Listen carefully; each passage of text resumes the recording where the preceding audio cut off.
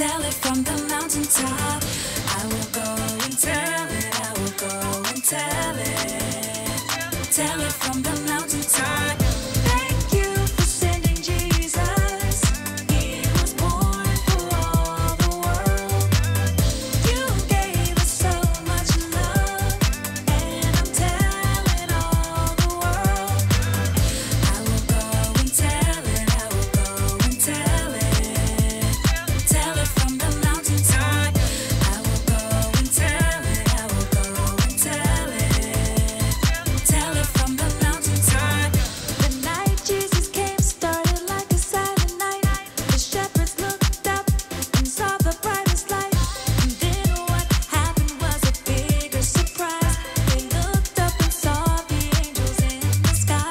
I can't keep it inside, I've gotta tell it. Go tell it. Jesus, you are alive, I've gotta tell it. Go tell it. I will go and tell it, I will go and tell it from the mountaintop. I will go and tell it, I will go and tell it from the mountaintop. Go, go, go, tell it. Go, go, go, tell it. Go, go, go, tell it. Go, go, go, tell it. Let's give it a try. Go tell it. Let's give it a try. Go tell it. I'm telling everyone, everywhere he's alive. Just like the angels singing in the sky. I can't keep it inside, I gotta tell it. Go tell it. Jesus, you are alive, I gotta tell it.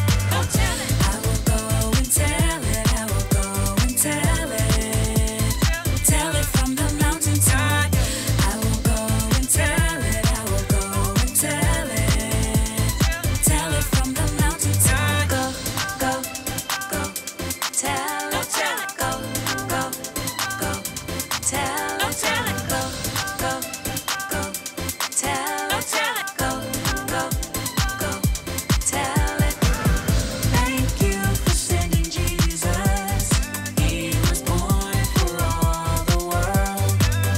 You gave us so much love, and I'm telling all the world.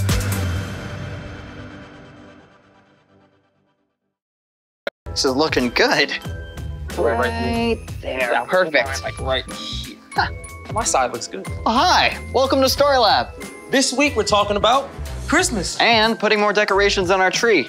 More tinsel? Always. Perfect. Plus, we also might show you something that might just rock your world.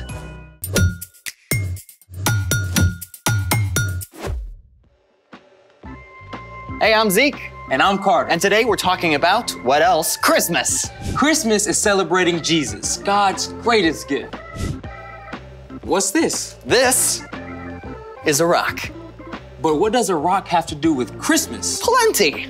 Rocks aren't exactly exciting. Didn't you ever have a pet rock? What's up, Flintstone? Oh, I'm doing great. Just a great day. Awesome. I don't make a habit of talking to rocks. Well, then you're missing out. Oh yeah? You know what they call the process of drilling through rock? Making holes in a rock? Nope, it's called boring.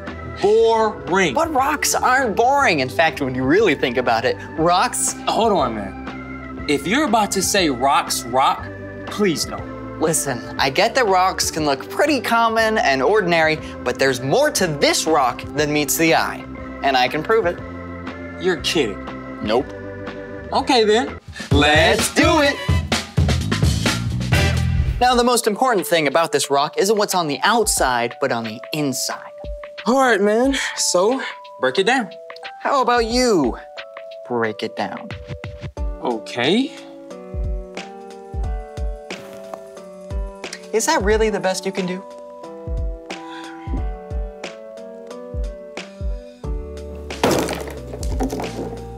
Whoa. You know, on the outside, it looks like a plain old rock, but it's actually a geode. You're listening to WROK, your home for classic rocks. Up next, it's Geode. Rough and bumpy on the outside, but on the inside, beautiful crystals made of minerals. Dig it. I've heard of geodes. You can find them all over the world, right? That's right. Europe, Africa, South America, and North America. But how are these fancy diamond eggs, made? It all starts with volcanoes. Sometimes when lava from a volcano cools underground, pockets or bubbles form inside it. Then, over time, water seeps into these spaces and leaves behind minerals.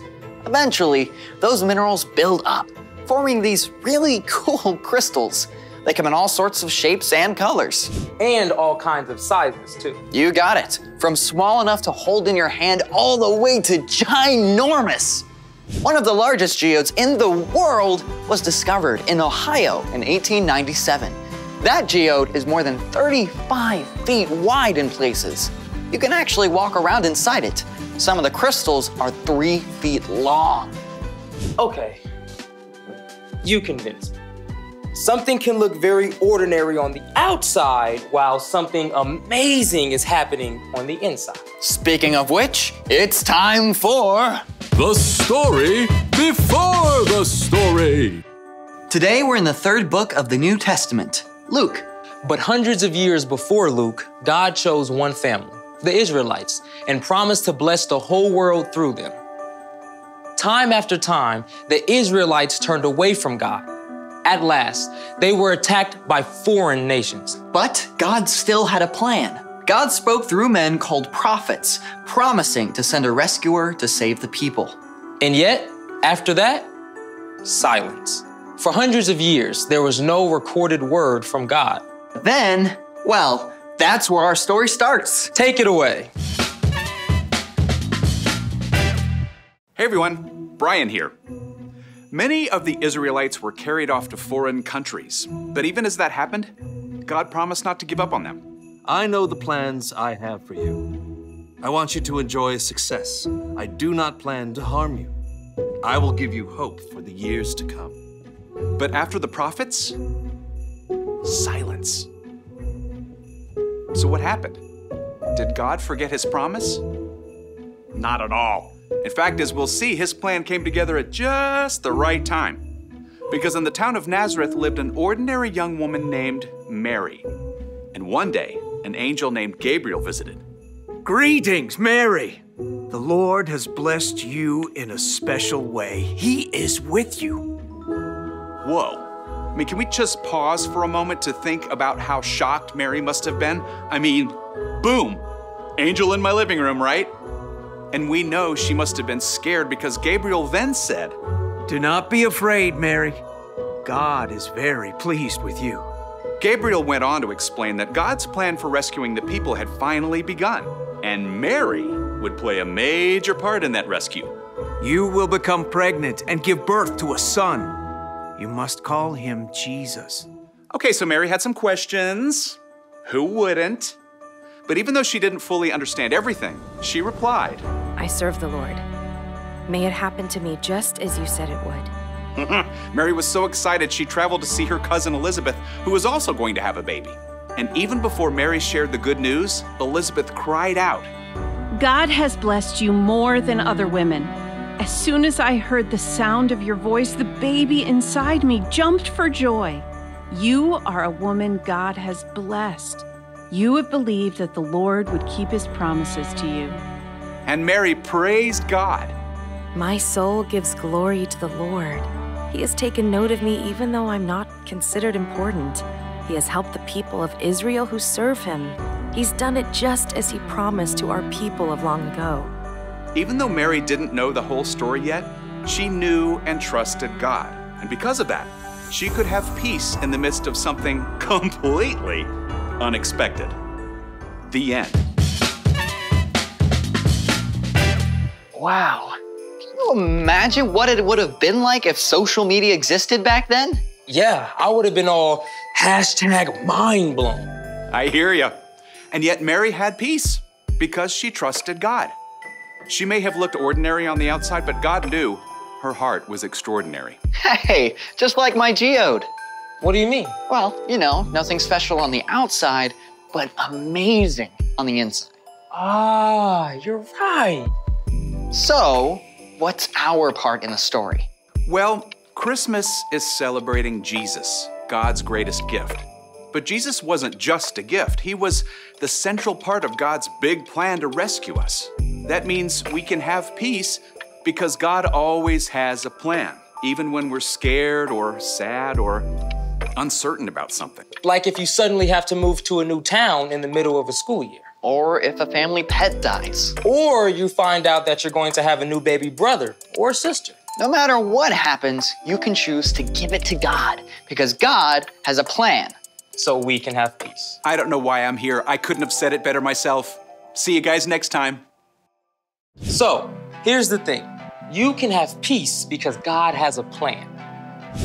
Hey, decorating with geodes? Good call. What can I say? These rocks rock.